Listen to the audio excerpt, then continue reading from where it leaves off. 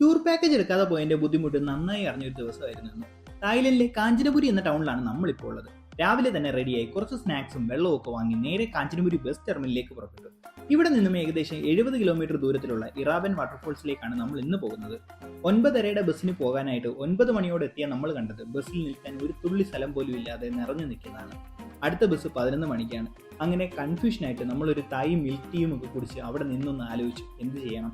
ടാക്സിയുടെ rate ഒക്കെ തിരക്കിയപ്പോഴത്തേക്ക് 800 മുതൽ 1000 ബാത്ത് വരെയാണ് പറഞ്ഞത്. ബസ്സിനാവട്ടെ 60 ബാത്തേ ഉള്ളൂ. അങ്ങനെ അടുത്ത ബസ്സിൽ തന്നെ പോകാമെന്ന് കരുതി അതിനകത്ത് സീറ്റും ഒക്കെ പിടിച്ചിരുന്നു. 10:30യോടെ ബസ് ഫുള്ളായപ്പോഴത്തേക്കും ബസ് എടുത്തു. അപ്പോഴാണ് മനസ്സിലായത് ഒരു ടൈം ചാർട്ടൊക്കെ എഴുതി വെച്ചിട്ടുണ്ടെങ്കിലും അതൊക്കെ ബസ് നിറയണ വരെ ഉള്ളെന്ന്.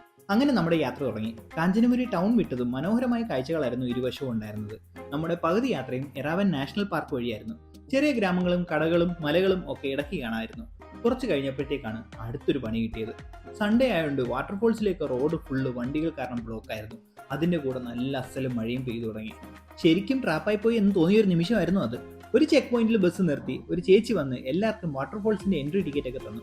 ഫോറിനേഴ്സിന് 300 ബാത്തായിരുന്നു എൻട്രി ഫീസ്. ആ സമയം തായ് നാഷണൽസിന് 60 ബാത്തുമായിരുന്നു. അങ്ങനെ ബസ്സിൽ നിന്നിറങ്ങി പതിയെ വാട്ടർഫോൾസ് ലക്ഷ്യമാക്കി നടന്നു.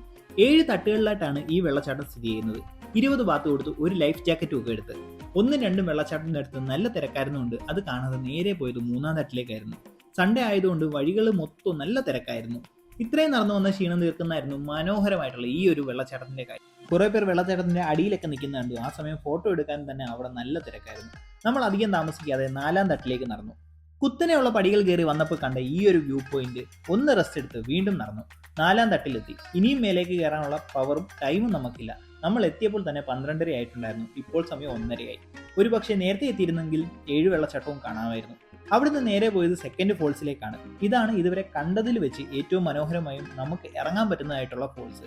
വൈഫിന് വെള്ളത്തിലോട്ട് ഇറങ്ങാൻ വലിയ താല്പര്യമില്ലാത്തതുകൊണ്ട് ലൈഫ് ജാക്കറ്റ് ഒക്കെ ഇട്ട് ഞാൻ വെള്ളത്തിലേക്ക് ഇറങ്ങി. കുറെ സമയം വെള്ളത്തിൽ തിരിഞ്ഞും മറിഞ്ഞും ഒക്കെ കിടന്ന് കുട്ടികൾ വെള്ളത്തിലൊക്കെ കിടന്ന് കളിക്കുന്നതും ഒക്കെ ആസ്വദിച്ച് നമ്മൾ തിരിച്ചു കയറി. ലൈഫ് ജാക്കറ്റ് കൊടുത്ത് തിരിച്ചു വന്നപ്പോഴത്തേക്കും കണ്ടതാണ് ഇവിടുന്ന് 20 ബാത്ത് കൊടുത്തു കഴിഞ്ഞാൽ ബഗ്ഗിയിൽ നമ്മളെ വെള്ളച്ചാട്ടത്തിന്റെ അടുത്തുനിന്ന് മെയിൻ എൻട്രൻസ് വരെ കൊണ്ടാക്കി തരും.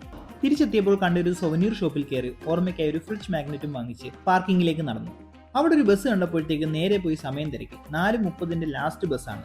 ഇപ്പോൾ സമയം ഏകദേശം 3:30 ആയിട്ടേ ഉള്ളൂ. ഡ്രൈവർ പറഞ്ഞത് പ്രകാരം സീറ്റ് റിസർവ് ചെയ്യാനായി നമ്മുടെ കയ്യിലുണ്ടായിരുന്ന കവർ സീറ്റിൽ വെച്ചിട്ട് നമ്മൾ ഫുഡ് കഴിക്കാൻ കയറി. അങ്ങനെ ഫുഡും കഴിച്ച് തിരിച്ചെത്തി ഡ്രൈവറുടെ കയ്യിൽ നിന്ന് തന്നെ ടിക്കറ്റും വാങ്ങിച്ച് നമ്മൾ തിരിച്ച് കാഞ്ചനപുരിയിലേക്ക്. നമ്മുടെ 7 ദിവസത്തെ യാത്ര മൊത്തത്തിൽ ഒരു ടൂർ പാക്കേജ് എടുത്ത് വരുന്നതാണ് നല്ലത് എന്ന് ഞാൻ ഒരിക്കലും പറയത്തില്ല. പക്ഷേ ഇന്നത്തെ ഈ ഒരു യാത്ര ഒരു ലോക്കൽ ടൂർ ഓപ്പറേറ്ററിന്റെ കയ്യിൽ നിന്ന് ടൂർ പാക്കേജ് എടുക്കാമായിരുന്നു.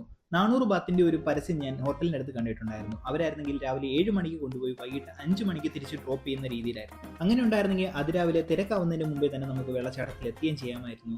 7 തട്ട് വെള്ളച്ചാട്ടം കണ്ട് തിരിച്ചു വരികയും ചെയ്യാമായിരുന്നു. നമുക്ക് ഇത്രയും ബുദ്ധിമുട്ടും വരത്തില്ലായിരുന്നു. സോ ചില സമയത്ത് ഇതുപോലത്തെ ചെറിയ ചെറിയ പാക്കേജുകളൊക്കെ എടുക്കുന്നത് തന്നെയാണ് നല്ലത് എന്നാണ് എൻ്റെ ഒരു അഭിപ്രായം. പക്ഷേ എങ്ങനെയായാലും ഓരോ യാത്രയും ഓരോ എക്സ്പീരിയൻസ് ആണ്. നമ്മുടെ യാത്ര നമ്മൾ നന്നായി തന്നെ എൻജോയ് ചെയ്തു.